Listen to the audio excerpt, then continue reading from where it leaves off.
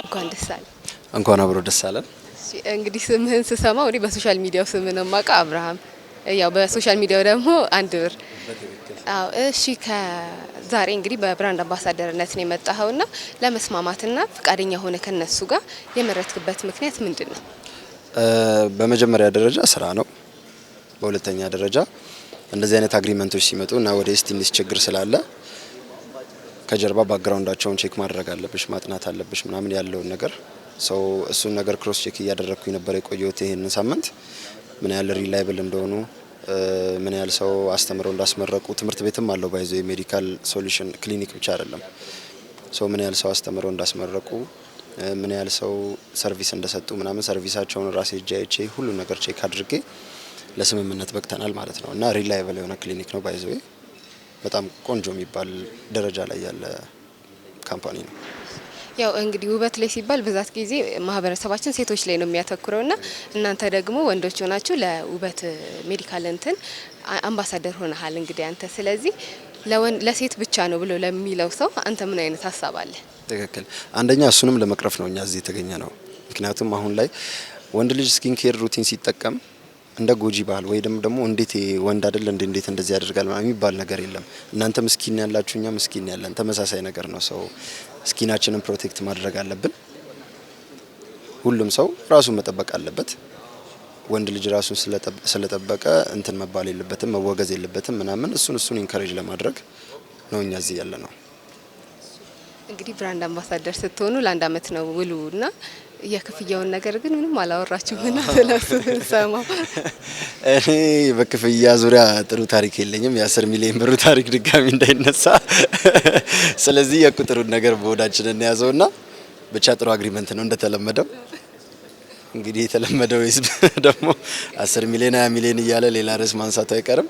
ብቻ ጥሩ ኮንትራት አድርገናል፣ የ1 አመት ኮንትራት።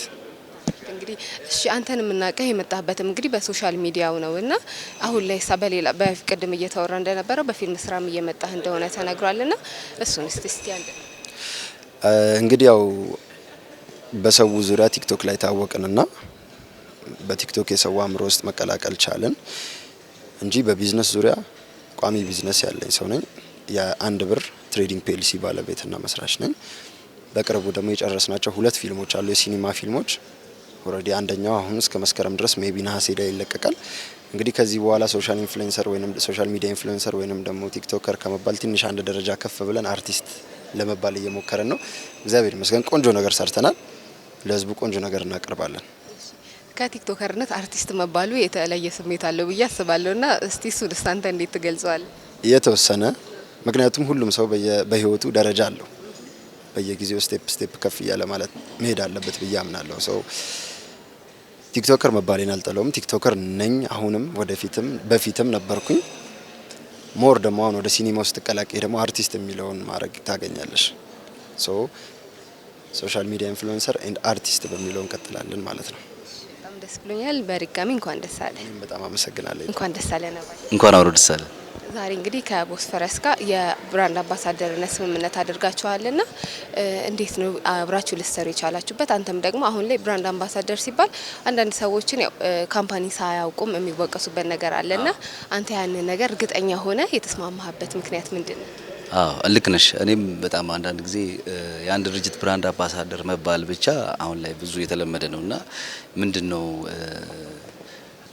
ከኔስ የሚጠበቀው ምንድነው ድርጅቱስ ምን አይነት ድርጅት ነው የሚል አይነት ሪሰርች በደንብ ነው የምንሰራው። ምናልባት ሰው ላይ ያውቅ ይችላል። በደንብ ነው ባክግራውንድ ሂስትሪ ማጠናውና ልክ ቅድም አንድ ጋዜጠኛ እንደጠየቀችው እኔም ልክ የስነ ውበት ኤስቴቲክ ሴንተር ነውና እንዴት ወንድ መረጣችሁ ብዬ እኔም ጥያቄ አቅርቤ ነበርና የመለሱልኝ በጣም ደስ የሚል መልስ ነው። ብዙ ጊዜ ስለ ውበት ሲባል ሴቶች ያውቁታል እና ወንዶች ግን መጠቀም ሴት የሆኑ ይመስላቸዋል ነው ብዙ ጊዜ ለምሳሌ ማዲያት ያለባቸው ወንዶች ብዙ ናቸው፣ ግን ወደ ኤስቴቲክ ሴንተር ሄደው ያንን ነገር የማስተካከል ነገር ብዙ አልተለመደም እኛ ሀገር። እንደ ካልቸራችንም ትንሽ እንትን አለው እና ወንዶች የሆንበት ትልቁ አላማ ወንዶችን ለመሳብ ነው። ሴቶች ኦሬዲ አሉ ነው የተመለሰልኝ መልስና which is የወደድኩት። ከዛ ሌላው የነበረው ባክግራውንድ ሪሰርች መስራት ነው። ቦስፈረስ እንግዲህ ቅድም ብየዋለሁ፣ ከስሙ ጀምሬ እንትን ስል አመሰራረቱ ራሱ ስሙ ደስ ይላል በጣም። እንትን ኢስታንቡል ውስጥ ያለ ብሪጅ ነው፣ ኤሲያን እና ቱርክን ኢሮፕን የሚያገናኝ ብሪጅ ነውና ይሄ ማለት ትልቅ እና አነሳሱ ራሱ ብዙ ደስ የሚል ነውና ሁለት የተለያዩ አገሮችን የሚያገናኝ ታይትል ነው የሰጡት ስሙን። ስለ ውበቱም ያላቸውን ኤክስፒሪየንስ ትምህርት ቤት አላቸው፣ ብዙ ባለሙያዎችን እያበቁ ነው። በጣም ሪሰርች ሰርቼ አምኜበት የተስማማውበት። ከዛ ደግሞ አምባሳደር መሆንና መቀጠል ብቻ ሳይሆን ይህንን ድርጅት እንዴት ነው ደግሞ አውትሻይን የምናደርገው፣ እንዴት ነው ከፍ የምናደርገው የሚለውን ደግሞ በመቀጠል ከማርኬቲንጎቹ ጋር ሰፊ የሆነ የስራ እንግዲህ ግዴታ ይጠብቀኛል። እኔም ለአንድ አመት እንግዲህ ከዚህ በፊት ለኔ አዲስ አይደለም። የሳምሰንግንም ኬንያ ድረስ ጥሩ አስተዋውቀ ነው ሽልማቶች ያገኘንበት ሁኔታዎች ነበሩ የዛሬ 2 አመትና እንግዲህ ያው አምባሳደር ማለት እንግዲህ በደንብ ለውጥ ይጠበቅብኛል ማምጣት እነሱ ላይ ዲሲፕሊን መጠበቅ አለብሽ። ብዙ ነገር ሰው እግዚአብሔር ከኔ ጋር ይሁን እንግዲህ ይርዳን ሁላችን። እሺ እንግዲህ ለአንድ አመት ነው ነባዬ የተፈራረማችሁትና የብሩ መጠን ግን ቅድምም አልተጠቀሰምና የብሩ መጠንስ በምን ያህል ነው የተስማማችሁት? እደጅ ብዙ ሰዎች እንዲጠብቁኝ ፈልገሽ ነው? ያው ይታወቃል እንግዲህ ጥሩ ፔመንት ነው። ጥሩ ፔመንት ባይሆን እንትን አይልም እና ድርጅቱ ጥሩ ይከፍላል። ቀጥሉበት ነው ማለት አንድ አመት ብቻ እንዳይሆን። እሺ ነባዬ እንግዲህ ከኢንጂነርነት ወደ አርቲስትነት ብቻ ሳይሆን ደግሞ ብዙ አይነት ስራዎችን ነው የምትሰራው እና ደግሞ አሁን ላይ ደግሞ ያው የፊልም ኢንዱስትሪያችን የሆነ ሰዓት ላይ ተቀዛቅዞ ነበር። አሁን ግን ደግሞ የኢትዮጵያን የፊልም ኢንዱስትሪ ከፍ አደረጉ ከምላቸው ሰዎች መካከል አንተ ነህና አሁን ላይ እንዴት ነው እንቅስቃሴውስ? ምንስ እንጠብቅ? አሁን በእርግጠኝነት ምነግርሽ በሚቀጥለው አመት ከተፈጣሪ ቀጥሎ ዳይሬክት ማድረጉን ፊልም እያዘጋጀው ነውና የምርቃቱ ቀን በደንብ ከፍ እንደሚል የኢትዮጵያ ፊልም በእርግጠኝነት ነው ምነግርሽ። ቆንጆ ሳይኮሎጂካል ትሪለር የሆነ ስክሪፕት ጽፌ ዳይሬክት ላረግ ነው፣ ራሴ ፕሮዲዩስ ላረግ ነውና ያሰብኩትን ፈጣሪ ከረዳኝ በደንብ ደግሞ ያኔ ነው የሆነ ነገር አደረኩ ብዬ ማስበው። እስካሁን ድረስ መስራት ማስበውን ነገር እንደውም አልሰራውኝም። ከዚህ በኋላ ግን በደንብ ስፔሻሊ ይሄ ኦሬዲ በጣም እኔም በጣም ብዙ ባለሙያዎችም ትልልቅ ባለሙያዎች አንብበውትም የሚገራርም ምላሽ ነው የሰጡኝ። በእርግጠኝነት አድናቂዎችን አኮራቸዋለሁ ብዬ አስባለሁ በዚህ ፊልም። እኛም እንግዲህ ደስ ይለናል እና አሁን አንተ ከአርቲስትነቱም ደግሞ የጸጉር ቤት ሙያም እንግዲህ አለ። አሁን ላይ ደግሞ ወደሱኛው ኢንዱስትሪ ገብተሃልና እንዴት ነው አቀባበሉ? እንዴት ነው ያው ከፊልሙ ወደሱኛው ቢዝነስ ስትመጣ ደግሞ ያለው ሁኔታ ደግሞ አጋጣሚም ካለ እስቲ ምናልባት የጸጉር ቤት ስራ ላይ ደግሞ አንዳንድ ነገሮች አይጠፉም? አዎ በጣም ባለውለታዬ ብዬ ማስበው ስራ ስለ ጸጉር ሙያ አሁንም ብዙ እውቀት የለኝም እንኳን በፊት እና እስክንድር የሚባል ጓደኛ ነበረኝ። እሱ ደቡብ ግሎባል ባንክ ነው የሚሰራውና ፓሽን የሚባል ጸጉር ቤት ምናልባት ሶሻል ሚዲያ ላይ ልታውቂ ትችላለሽ። በጣም ታዋቂ ጸጉር ቤት ነው። የሱ ባለቤት ነውና ፓሽንን እንደጀመረ አካባቢ ነው። እኔም ሳይድ ቢዝነስ ያስፈልገኝ ነበር። ምክንያቱም ፊልም ቶሎ አልሰራም። እኔ በጣም ነው የምመርጠው መስራት የምፈልጋቸውን ፊልሞች እስካሁን አልሰራውም። መስራት የምፈልገው አይነት ፊልም አሁን ገና ልሰራ እሱን ፊልም ነው ያልኩሽ ቅድምና ከፊልም ውጪ ማሰብ አልፈልግም እኔ እና ደግሞ ከኢንቨስትመንት ውጪ ሁልጊዜ የሚፈልገኝን ስራም መስራት አልፈልግም። ሀሳቤን እንዲወስድብኝ ብዙ ስራዎች እሰራለሁ። አሁንም እያንዳንዱን ስራ ማርኬቲንግ ላይ ሪሰርች ሰራ የቢዝነሶችንም እኔንም አይፈልጉኝ ላይክ ኢንቨስት አድርጌ ከዛ በኋላ እኔንም አይፈልጉኝ ብዙም አይፈልጉኝ ሌሎች ሰዎች መስራት የሚችሉት ነገርና ከብር ጀነሬት ማድረግ የሚችል አይነት ስራ እንደዚህ አይነት ስራ በየ ያማከርኩት ሰው ጸጉር ቤት እኮ እኔም እኮ እንዳንተው ነኝ። እኔ በጣም ቢዚ ነኝ። የሚሰራው በጣም ከባድ ኃላፊነት ነው ደቡብ ላይ ግሎባል ባንክ ማለትና ሶኒን አይፈልገኝም። በጣም ቆንጆ ቢዝነስ ነው ለምን እሱን አትጀምርም አለኝ። የዛሬ 4 አመት ከ5 ወር አካባቢ የመጀመሪያው ጸጉር ቤት 4 አመት ከ5 ወር ነው። ብዙ ሰው አያውቀውም። ሰሚት ፍየል ቤት ነው የሚገኘው። ይሄ ቦሌ አምባሳደሩ ሁለተኛው ነው። በጣም አሪፍ ነው። እውነትም ለቀረጻሪ 3 ወርም 4 ወርም ክፍለ ሀገር ሄድኩኝ። ሌላም ሀገር ውጪ ሞጣው ምንም አልኩ። ስራው ይሰራል፣ ጥሩ ገቢ ያመጣል። ተመቸኝ በጣም። እና ሌሎች ስራ ለዛ ነው እንጂ ጸጉር ላይ እውቀት ኖሮኝ የተለየ አጋጣሚ ኖሮ አይደለም። ነባዬ እንግዲህ አንተ ኢትዮጵያ ውስጥ ካለህን እንቁ እንግዲህ አርቲስታችን መካከል ነህና አንተ በህይወት ዘመኔ ካልሰራሁት ግን ከእንትና ጋር ብሰራ ብለህ የምትመኘው አይነት አርቲስት ካለከኝ አለ? በጣም እንጂ እኔ ከአበበ ባልቻ ጋር ሳልሰራ መሞት አልፈልግም። በጣም መስራት የምፈልጋቸው ከደበበ እሸቱ ከግሩም ኤርሚያስና ከአበበ ባልቻ ጋር ነበር። እድለኛ ነኝ ከግሩም ጋር ነው ፊልምም የጀመርኩት።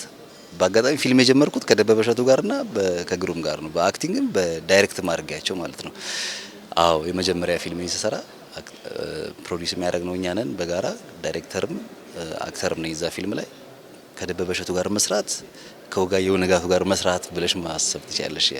የፊልም የሀገራችን ፊልም ወደ ኋላ ተመልሰሽ ከዜሮ ፖይንት ከየት ጀመረ ብቲ ከወጋየሁና ከደበበ ነው የሚመስለኝ። እኔ ከነሱ በፊት ያለ ማንም አለ ብዬ አላሰብና እድለኝነት ነው። ከሱ ጋር ነፍሱን ይማረው ጋሼ በጣም ማከብረው ሙያ ውስጥ ያለ አባቴ ነው።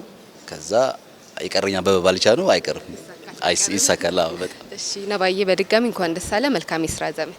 በጣም አመሰግናለሁ። እኔም ደስ ብሎኝ እንኳን ደስ አላችሁ። እንኳን ለዛሬ ቀን አደረሰ። እንኳን አብሮ ደስ አለን። በጣም እናመሰግናለን። ቦስፈረስ ሶሉሽን እንግዲህ የተለያዩ ስራዎችን ይዞ እንደመጣ ቅድምም እየሰማን ነበረና ከተመሰረተ ምን ያህል ጊዜ ሆነ? ቦስፈረስ ሜዲካል ሶሉሽን ከተመሰረተ አሁን ከ2 አመት በላይ ነው። የተመሰረተበትም አላማ ልክ ስሙ እንደሚናገረው ሜዲካል ላይ ያሉ ችግሮችን ሶልቭ ለማድረግ ነው፣ ሶሉሽን ለመፍጠር ነው። ይህንን ሶሉሽን ደግሞ ስናስብ መጀመሪያ ደግሞ ሜዲካል ሴክተሩ ላይ ያየነው ክፍተት ምንጋ ነው? የቆዳ ሕክምናና ስነ ውበት የሚባለው ዘርፍ ላይ ነው።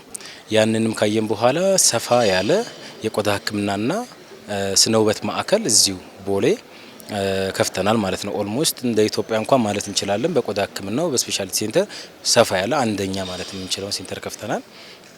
ከዛ በተረፈ ደግሞ ያው ቆዳ ላይ ህክምና ላይ እንደመስራታችንና ስነ ውበት ላይ እንደመስራታችን ያየናቸው ክፍተቶች ነበሩ። ብዙን ጊዜ ሰዎች ባለማወቅ ሰጀስት ያደረጓቸውን ፕሮዳክቶች በመጠቀም ምን በማለት ፊታቸው ተበላሽቶ ቆዳቸው ተበላሽቶ ይመጡ ነበረ።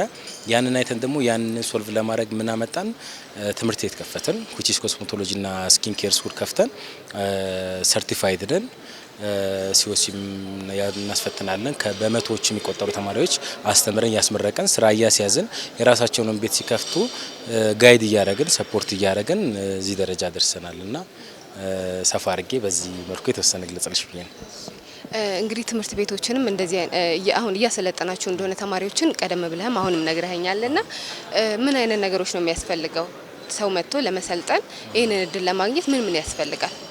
አሁን ለምሳሌ ያው እንዳልኩሽ ብቃትና ማረጋገጫም ምዘና ሰርቲፊኬት ስለሚያስፈልግ እንደዛ ለሆኑ ያው የትምህርት ደረጃ ያስፈልጋል which 12 ምናምን። ግን ሜዲካል ባክግራውንድም ያላቸው ሰዎች መጥተው ሲሰለጥኑ ደግሞ ሜዲካል ስቴቲሻን ይባላሉ። ከዛ ውጭ እኛ በምናስተምርበት ጊዜ ያው ሚኒመም ሪኳየርመንታችን አንድ ሰው 12ኛ ክፍል መሆን አለበት ነው የምንለው። ያው 12ኛ ክፍል እንትን ካለው እናስተምራለን ማለት ነው። ያ አንድ ወር ከ15 ቀን ስልጠና ነው። ፕራክቲካልና ቲዮሬቲካል ስልጠና ነው እና ያው 12ኛ ክፍል የሚያልንበት ምክንያት ያው ጀነራል ኖሌጅ ስለሚያስፈልገው ትንሽም ዲፕ ስለሆነ የኛ ትምህርት ቤት የምንሰጠው ለዛ ነው ስታንዳርዳችን በዛ ደረጃ ያደረገ ነው።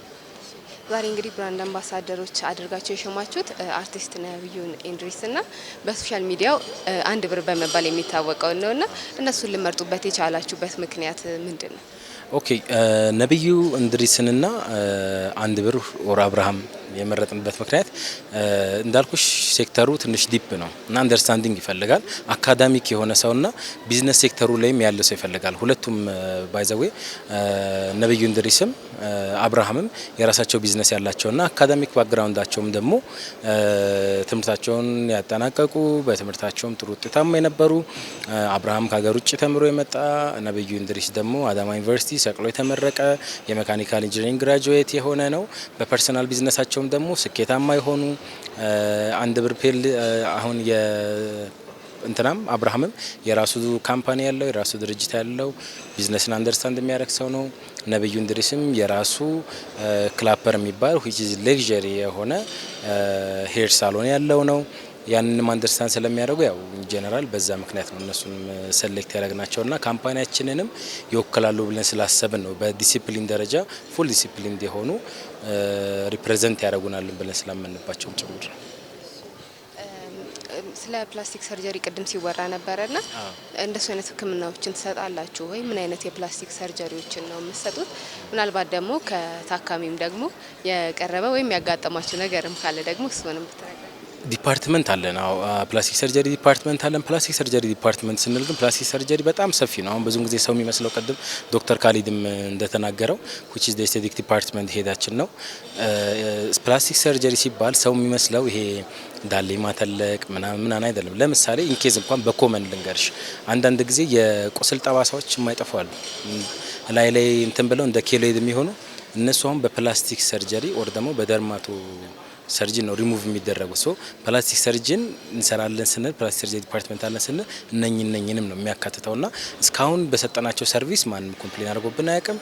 የሰራናቸውም ሰርቪሶች በጣም ስኬታማ ነበሩ። ማይነር ሰርጀሪ ሰርተናል፣ ስኬታማና ውጤታማ ነበሩ።